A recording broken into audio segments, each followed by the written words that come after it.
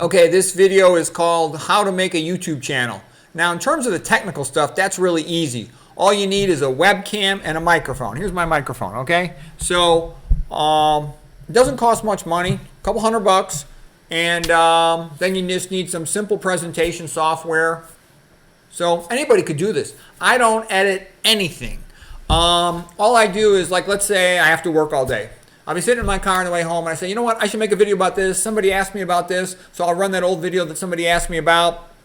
And then I'm usually working on some book in the future. Like in the future, I'm hoping to write another quote book. So I try to do 1 page of quotes every night as I sort of build it up. I wrote a quote book in the past, which was a good one, about 700 pages, but I got in mind a big one, more like about 2,000 pages, and I'm figuring out how to do it. It's not going to be an actual 2,000 pages, but I'm going to condense the text. I have a way to do it. We don't need to get into the details, but so I'm preparing for a future book, and often that's what I'm doing.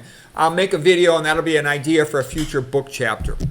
Because I get a little pissed off that basically when you tell the truth in conventional medicine, you get ostracized. And I'm totally ostracized from everything. I'm kicked out of the university. I'm ostracized from all the popular channels. And it pisses me off. I'm not allowed to publish in the journals. So it's like, screw you, assholes. I'll just make my own YouTube channel, okay? And like I could tell you, I got friends that are the smartest doctors in their fields, and they all tell me the same thing. McDougall and me have the best YouTube videos out of anybody on the whole internet for health. And McDougall and my books are the best health books ever written, but will never be allowed in conventional medicine because we contradict the status quo of match the ill to the pill, send a bill. Okay, so it gives me something to do, an outlet for my ideas and thoughts in health and nutrition and toxicology. And none of this stuff is in the book. It's all kept out of the books. That's why I wrote that book, Hidden History of Nutrition, Health, and Science. Okay, the next thing is I make my videos. I sort of looked at what was out on the internet, and most of these nutrition people, they're talking to people like they're idiots. They're just talking to patients because they have a business. They're trying to sell something to a patient, promote something to a patient, recruit patients to their clinics. Whereas I kind of have a little bit of chip on my shoulder. I'm trying to convince doctors and scientists that I'm right about my ideas, or that something's interesting that they should know about, or that I've written a chapter in their book. So I'm kind of talking to them. And, I figure only the real smart patients are going to be able to follow my lectures or watch them. And, I'm trying to make it interesting for myself, because otherwise I would be bored. I find it fun to make this channel. And so what I'm trying to say is, this is not a business. This is a mission. This is a mission number 1, to keep the truth alive in health, nutrition, and science, because it's totally been covered up and hidden by information flooding, by the paleo, keto, carnivore BS artists, by the high-fat, phony BS artists, etc. So the truth will live here. But again, it lives because I do it for free, and because they'll never let me monetize this channel. It's not monetized at all, and I know they wouldn't let me. To keep the truth alive, it's a fragile thing, like the Irish monks that kept alive the books of the ancient Greeks and Romans and the early Christians. And I'm also trying to save Western civilization. Western civilization is being rapidly destroyed. And it's so sad to me. There's so few people that have developed their minds with any type of reading or sophistication that, most of the people are walking around like a bunch of dumb animals. They don't even understand what's happening. Western civilization is being rapidly destroyed. That the richest people in the world have decided it has to go.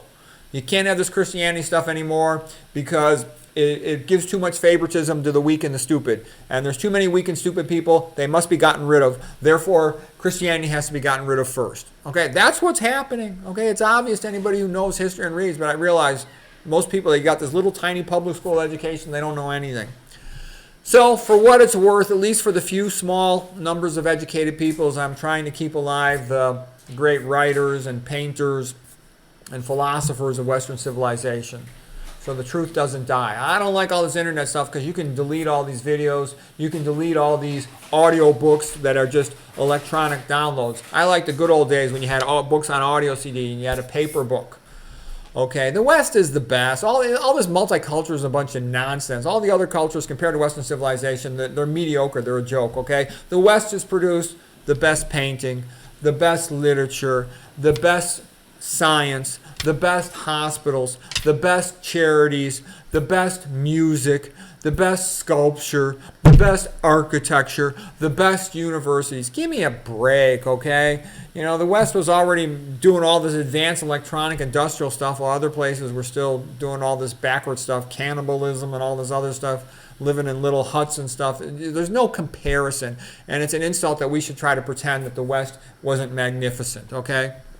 Just ask yourself, who are the greatest scientists? And you see one after another genius from the West. And you say, well, why not, for example, China? Because you had the Mandarins and they wouldn't let anybody do anything. They made some great boats that could sail the ocean. The Mandarins destroyed them. They did some great work in metallurgy. It was destroyed or stolen. They did some great work with the early printing press, destroyed or stolen. Okay, that's what happens in most places. Intellectual property is not secure, so inventors have no motive, and when they do something great, it's taken away from them or destroyed. So that's why not much comes out of those places. Okay, so anyways, I'm trying to save Western civilization, though I know it's kind of hopeless. I'm not giving up yet. I'm going to try my little tiny contribution to try to keep the knowledge alive. I wanted, like I said, share my ideas with the West. I'm the best doctor in the world, and it pisses me off that I'm ostracized from everywhere. I'm being punished for telling the truth. And, you know, I know it could be worse. If I do become famous, they'll probably kill me. So maybe it's best to be an obscure little YouTube channel. That's kind of what I'm just dealing with. Let's see what else. And it's also part of my knowledge management system whereby, like, let's say I read a book. You know, I'll make a quick book review. I keep notes in the book itself, but I'll make a quick book review, you know, within a couple of days of having read it. And I can always go back myself and watch that book review. And I keep a copy of it on a hard drive as well.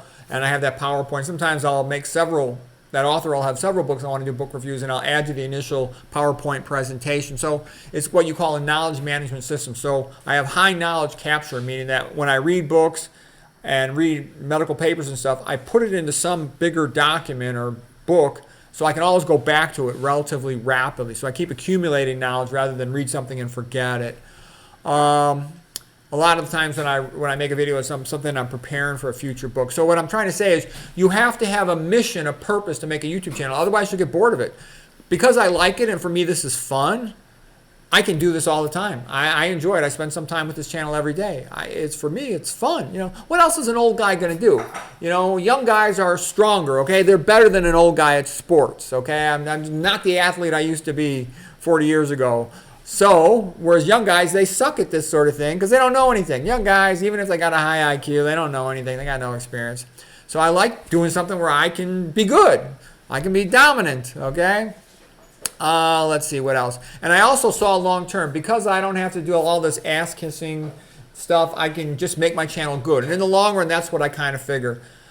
You know, in the short run, somebody who's got the glamorous, you know, hot, sexy babe on their thumbnail and all this fancy editing, that might impress you a few times around. But in the long run, you're going to ask yourself the question, where can I find useful information to help me solve my problems? And I make my channel so it's full of useful information. So a person who wants to solve their problems, medical problems, or is interested in history and culture and literature, they're going to find in philosophy. I've got all that stuff here, in Western music.